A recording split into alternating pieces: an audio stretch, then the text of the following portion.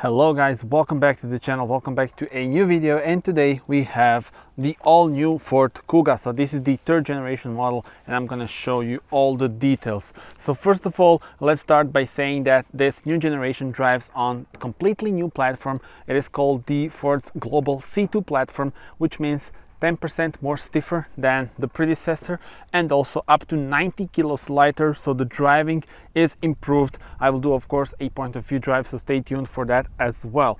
And when we talk about the design of this thing, I mean, you can clearly see they really changed the whole exterior of this car, and the reason is that designers actually spoke to the owners of the predecessor, and the owners actually told them that they are ready for more emotional approach, so for more emotional design.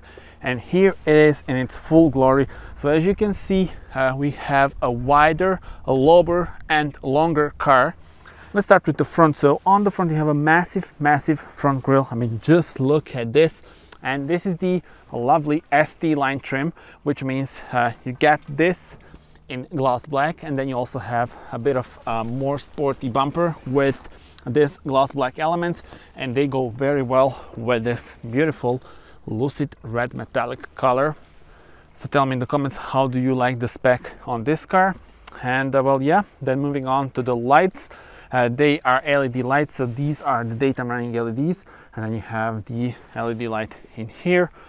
And overall, very aggressive looking car, so 4.4 centimeters wider and 20 millimeters lower than the predecessor, so really gives it a very muscular appearance. I can actually say that this kind of looks like the Aston Martin DBX, so tell me in the comments, what do you guys think about it? I mean, the front grille and these lights, they are kind of similar, so that's cool. And let me show you the side profile of the car. So 4 meters and 62 is the length of this thing.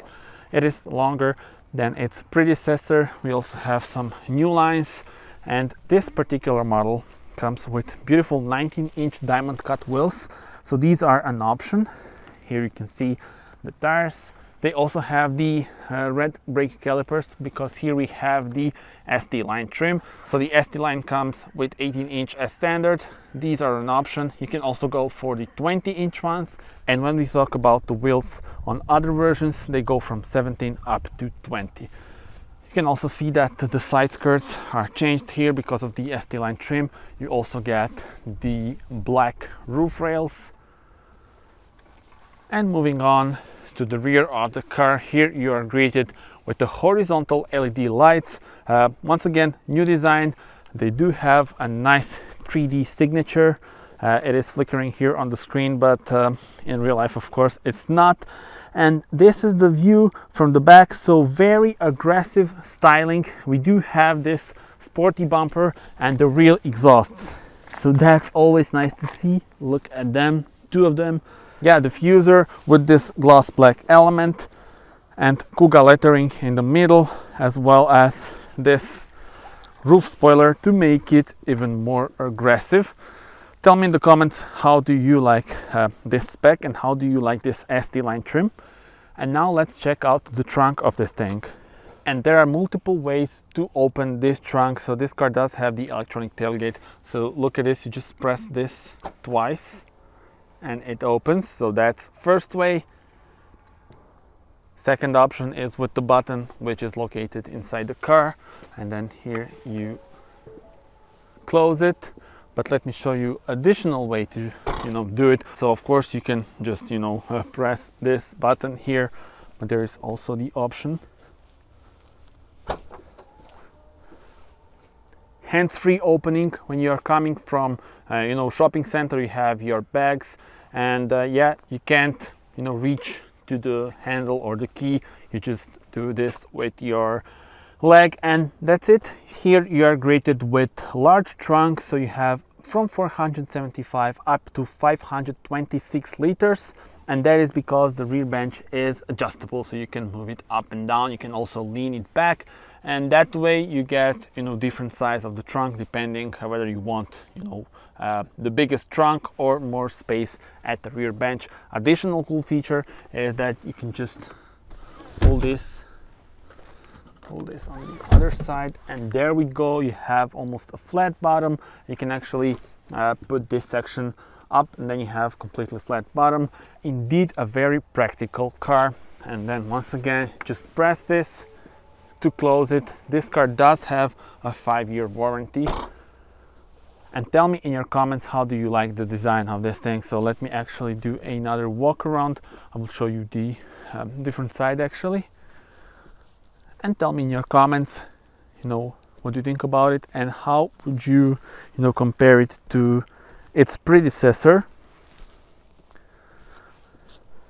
And now it is time to check out the interior of this thing. So we do have a keyless entry, and look at this system. So you see, when you open the door, this comes out. It's a rubber part so that you don't damage your door or other people's cars. And then let's check out the doors themselves. So here we have a soft touch materials. You have the leather. This is of course imitation of the carbon. Lock and unlock buttons are here, and then here are your switches for the mirrors as well as the windows. I do love this door pocket. I mean, just look at it, look at the shape. You can put, for example, a bottle of water here, then maybe a wallet in here, and some additional things in this section. So it's divided into sections. I quite like that. And then you are greeted with the ST-Line lettering here, because of course we do have the ST-Line trim inside as well. All right, and here it is from a bit of a wider angle for you. So you're greeted with 12.3-inch digital cockpit. We have this sport steering wheel with a flat bottom and red stitching. In the middle you have an 8-inch screen of the infotainment system. It is the new Infotainment Sync 3. You start it by pressing this button here, and I'm just going to give it a contact. So yeah, really nice and improvement compared to the predecessor. Let's go back to this classic view.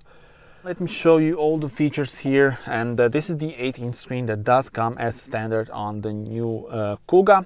And then here are some of the buttons. So we do have still quite a lot of switches, which can be a good thing, of course, because for example the AC controls are still on the switches, and that means you just press this to adjust the air blower and this to adjust the AC temperature. Here are your shortcuts for the radio stations and media. Down there we do have wireless charger for your phone, and USB-C as well as USB-A port, and 12-volt power supply. Then, as you can see, we have a stick, so 6-speed manual, is standard with this car, and you can actually get only this mild hybrid is only available with the 6-speed manual. But of course, if you go for other engines, they are available with the 8-speed automatic transmission, and also the hybrids are available, of course, with the CVT. This section here, it's nice to have a roller here, and you can also adjust this. So you just press this and you adjust it, so practically you can have, like, let's say the cup holders. Electronic parking brake and auto hold function are here, and this is actually illuminated during the night. You will see that in my night point of view drive. Armrest is nice in leather with the red stitching, goes very well with the rest of the car. And when you do this, you see that we have this section here, but when you remove it, we have 12-volt power supply, and this section here for your pen. So practical indeed. Let's check out the glove box. Pretty standard one, and this is soft touch, so nice. And then once again the imitation of carbon, which I quite like actually. Let me also show you the switches for the lights. They are located here, and they are easy to use, so maybe not as cool as on some other models and other opponents maybe, but this is much easier to use, believe me. This is to open the electronic tailgate from inside. And let's cover the new infotainment right now. And this is the home screen. You access it by just pressing this shortcut on your screen, and if you want to change various settings, you just go to this settings shortcut, and then here bunch of things are available. So you have, for example, the Bluetooth and phone. You can actually pair your phone, of course, with Bluetooth, but also with the Apple CarPlay or Android Auto. But there's also a Ford Connect, a mobile app. You can download it, and then you can access various information about your car on your mobile phone. You can unlock the car and find it on the parking lot, so that's always convenient. Then driver assistance, of course, this car does have bunch of systems available: cruise control, speed limiter, lane keeping system, pre-collision assist, traffic sign recognition, rear view camera, blind spot monitor, wrong way alert, and cross traffic alert. Speaking about those cameras, so this can be very useful. Look at this. This is the front view camera, and you can access it by just pressing this button here. And for example, when you are parking and you are close to the curb, this can be very helpful. And you can only use it on lower speeds or when stationary, but really that is when you actually need this. So let's go back. As you can see, two views, and then back to this driver assistance settings. Let us actually go back. Then vehicle settings, you can have different options here. You can adjust the windows, ambient lights, wipers, power liftgate, and lighting, as well as the locks. And then speaking about this ambient light, so you can't see it right now. It is located in here on the footwell, and then in this section as well, but it's only available in one color. You cannot change it, so you can just adjust the brightness itself, and you will see it in action in my night point of view drive, so you can watch that out. You'll also see the full digital cockpit and this screen in action during the night, so that's kind of cool. The Ford Connect, I already told you about that. General settings, so here you change the language and measurement units and stuff like that. Then additional screen here, additional settings options, Wi-Fi, updates, mobile apps, I already told you, so Apple CarPlay or Android Auto available. And display, you can actually have various colors and backgrounds on the modes. So on the day mode, this is the day mode, and then here you change the background color, but you can also choose the night mode. Let's put it on. It takes some time to put on the night mode because the whole layout of the system changes. As you can see, the whole infotainment is now like this blue, and I actually prefer the night mode. I think it looks more relaxing. And then when you go here to the background, once again have different shades for the background color when we are on the night mode, so that's kind of cool. Of course, you can adjust the brightness and once again change the modes. Speaking about the screen itself, there is also this button here, so when you press it, you go to this sort of like a minimalistic screen. This can be used when on a longer road trip during the night, but you can also turn it off. You press it again, turns off if you want to be calm and not to be distracted by the screen. And you press it again to turn it on once again. Let's go back to the settings, the main settings. Wallet mode is available as well, and then the navigation preference can be changed here. Map preferences, so the 3D city model, something that I would definitely turn on. Point of view icons, stuff like that. This can be actually seen in my night point of view drive, so navigation during the night is very nice. And let me actually show you the navigation screen. There we go. Let's see if we can see some 3D shape of the buildings. Yes, we can.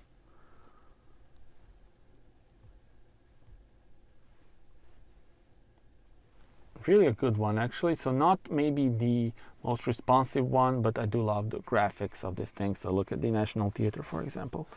All right, so those were the settings for the infotainment system, Sync 3. But now let me show you this digital cockpit. You can have a bunch of things here in front of you. Actually, a bunch of modes are available. And when I say modes, I mean driving modes. And then they change the view here. So for example, look at this. The Eco mode changes your color layout, more greenish. Then you go back to the Sport mode, have the Sport mode screen, as you can see, with the red and black elements. Slippery mode also available.